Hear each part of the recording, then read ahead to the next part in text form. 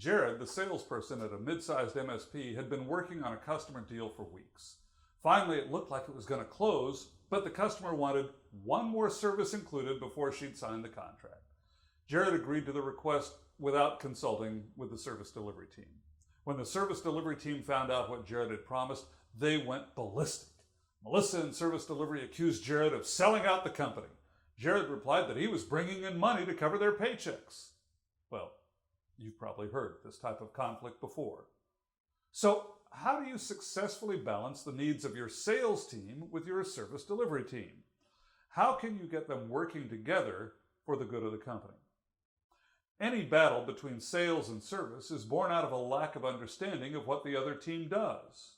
First of all, there shouldn't be a conflict between sales and service teams. There often is, but there shouldn't be. And here's why. Both teams are critical to the success of your organization. Without one, the other can't really exist. Without sales, there's no revenue to pay anyone. Without a service team, there's nothing to sell.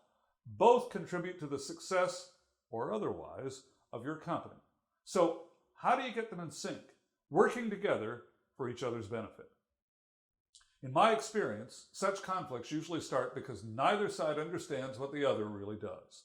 They fail to appreciate people on the other team because they really don't know what the other team is doing. So here are some possible solutions.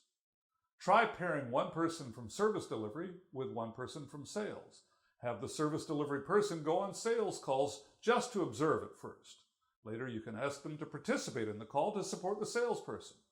Have the salesperson spend time with the service delivery person as customers are supported and as systems are designed and installed.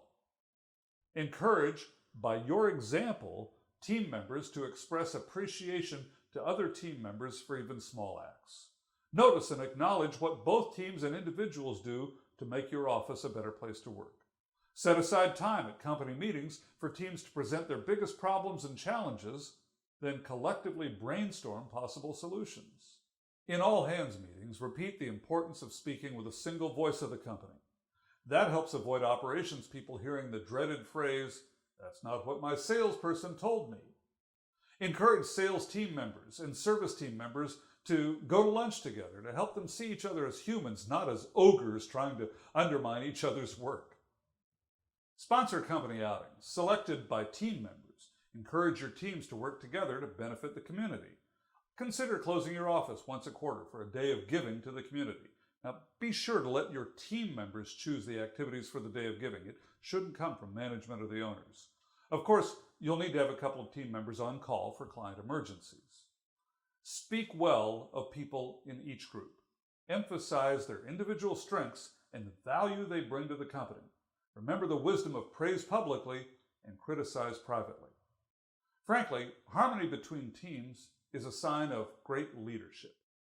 In our world in IT, our jobs are not about technology. Our jobs are about helping our end users do their jobs more productively, creatively, and efficiently. And if it doesn't solve a human problem, then what's the point? In my work with IT people, I help them find ways to show that they care. Competence is critically important, but what we remember is how we were treated, how people made us feel. Most of us can learn people skills. They're simply beliefs and behaviors that can be learned. Some people think that conflict between sales and service delivery teams is natural and inevitable. I disagree. Work to ensure that all team members understand the challenges faced by other team members. Encourage team members to see themselves as support for other team members, celebrate victories in all departments, and encourage a culture of appreciation in your organization. I'm Don Crawley. What do you think?